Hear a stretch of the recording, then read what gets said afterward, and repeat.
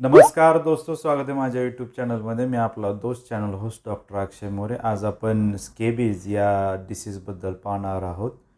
माझा एक पेशंट होता ज्यानं या स्केबीजबद्दल मला काही प्रश्न विचारले होते. त्याची उत्तरं या व्हिडिओमध्ये मी देण्याचा प्रयत्न करतो आहे. तर चला व्हिडिओ सुरुवात करूयात. पहिला असा प्रश्न की बाबा स्केबीज काय? स्केबीज एक प्रकारचं रेड इची स्किन इन्फेक्शन आहे ज्याच्यामध्ये रेड बम्स किंवा रेड बॅरो प्रकारचे सायन्स असतात. याला मराठीमध्ये खुरूज असं म्हटलं जातं. दुसरा असा प्रश्न की हा कशामुळे होतो? तर एक प्रकारच्या फिमेल माइट्समुळे हे होणारा आजार आहे ज्याला स्कॉर्प्टॉप्टस स्केबीज असं म्हटलं जातं. तिसरा असा प्रश्न याचा प्रसार कसा होतो? तर जे फिमेल माइट्स आहेत ते आपल्या स्किनवर येतात, त्या ठिकाणी प्रोटोलायटिक एन्झाईम सिक्रेट करतात ज्याच्यामुळे त्या ठिकाणची जी स्किन आहे ती पातळ होते आणि ह्या फिमेल माइट्स आपल्या त्वचेच्या पहिल्या इपिडर्मल लेअरमध्ये प्रवेश करून त्या ठिकाणी काही दिवस राहून एग्स तयार करून त्याच्यापासून लार्वा होऊन पुन्हा माइट्स होऊन या प्रकारचं फंगल इन्फेक्शन होतं. कारण का? या माइट्स त्वचेखाली राहत असल्यामुळे, फॉरेन बॉडी असल्यामुळे त्वचा त्या ठिकाणी एक प्रकारची रिॲक्शन घडवून आणते. त्यामुळे त्या ठिकाणी रेड बम्स निर्माण होतात. तुम्हाला शेजारच्या फोटोमध्ये दिसत असेल की बाबा ते रेड बम्स कसे असतात ते.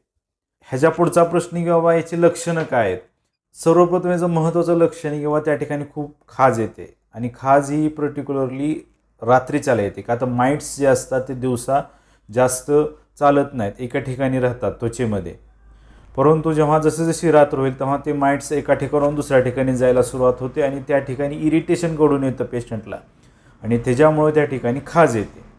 दुसरं असा त्याच्यावरचं लक्षण आहे की बाबा त्या ठिकाणी रेड स्पॉट येतात. काही वेळेस त्या ठिकाणी रेड बम्स येतात, जे बम्स तुम्हाला शेजारच्या फोटोमध्ये दिसत असतील. पुढचा असा प्रश्न की बाबा याचा प्रसार कोणत्या मार्गाने होतो? याचे प्रसार होण्याचे खूप सारे मार्ग आहेत. त्याच्यामध्ये सर्वात पहिला मार्ग आहे तो स्किन टू स्किन कॉन्टॅक्ट. समजा कोणाला जर खरूज झाली असेल तर ती खरूजच्या कॉन्टॅक्टमध्ये तुमची स्किन आली तर तुम्हाला बी होण्याची शक्यता असते. दुसरा आहे सेक्शुअल कॉन्टॅक्ट. तुम्ही कोणाशी जर सेक्स करत असाल तुमच्या लाईफ पार्टनरशी तर त्यांना होणारे खरूज तुम्हालाही होऊ शकतो. त्यामध्ये तिसरा असा आहे की शेअर क्लोथ, म्हणजे ज्यांना खरूज झाली त्यांचाही क्लोथ तुम्ही शेअर केलं तर तुम्हाला एक खरूज होण्याची किंवा स्केबीज होण्याची दाट शक्यता असते. आणि अजून एक त्यामध्ये मला कारण समजते की बाबा बीटी, म्हणजे समजा ज्यांना खरूज झाली त्यांचं ब्लड ट्रान्सफ्युजन तुमच्यामध्ये झालं किंवा त्यांच्या ब्लडचा कॉन्टॅक्ट तुमच्या ब्लडचा आला तर तुम्हाला एक खरूज होऊ शकते.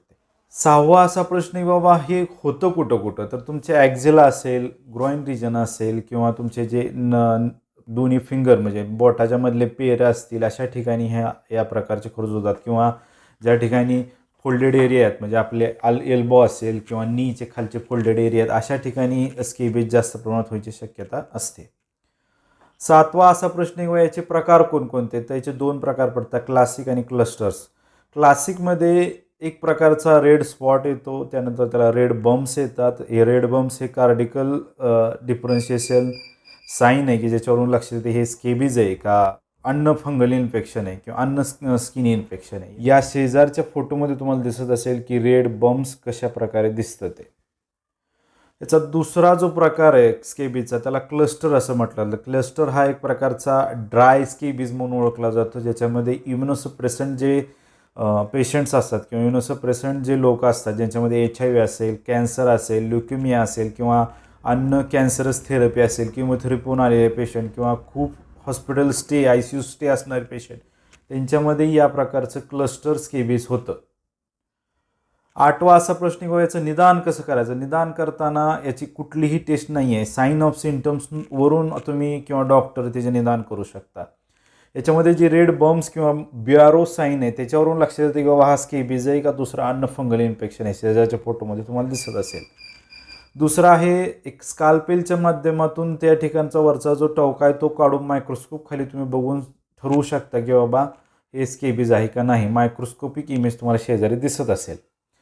त्याच्यानंतर पुढचा असा प्रश्न की बाबा याचा प्रतिकार कसा करायचा? त्याच्यामध्ये सर्वप्रथम तुम्हाला लाईफस्टाईल चेंजेस केले गरजेचे आहे. तर तुम्हाला सर्वप्रथम तुमचे जे क्लोथ्स आहेत ते क्लोथ्स तुम्ही 1 ते 2 तास गरम पाण्यामध्ये पूर्णपणे उकळून त्यांना 2 दिवस उष्णता देणं गरजेचं आहे. किंवा जे क्लोथ्समध्ये तुम्हाला उकळता येत नाही, त्यांचे रंग जातात, असे क्लोथ्स तुम्ही प्लॅस्टिकच्या बागेमध्ये ठेवून ते 2 दिवस सलग उन्हामध्ये ठेवणं गरजेचं आहे. दुसरं यासारखे स्किन इन्फेक्शन कशामुळे होतात? एकतर सर्वप्रथम तुमच्या शरीराची पुअर हायजीन तुम्ही मेंटेन ठेवली पाहिजे. तुमची हायजीन जी आहे म्हणजे प्रॉपर हायजीन ठेवली पाहिजे तुमच्या शरीराची तुम्ही.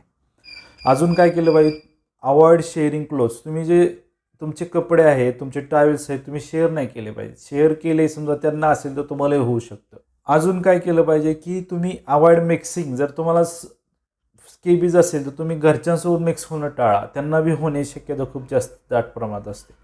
आणि तर या स्केबीची ट्रीटमेंट काय? ट्रीटमेंट ही केवळ मी तुम्हाला माहीत असावी म्हणून सांगतोय. कुठल्याही स्किन डिसीज ट्रीटमेंट घरगुती करू नका, कारण त्याचा आजार वाढत जातो.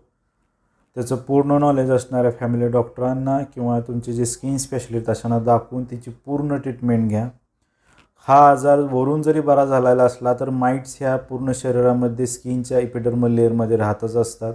तुम्ही जर घरगुती ट्रीटमेंट घेतली तर ते पुन्हा इन्फेक्शन होऊ शकतं. त्यासाठी चांगल्या डॉक्टरकडून ती ट्रीटमेंट घ्या. तर याच्यामध्ये 2 प्रकारचे ट्रीटमेंट असतात. एक तर टॉपिकल आणि दुसरं आहे ते ओरल.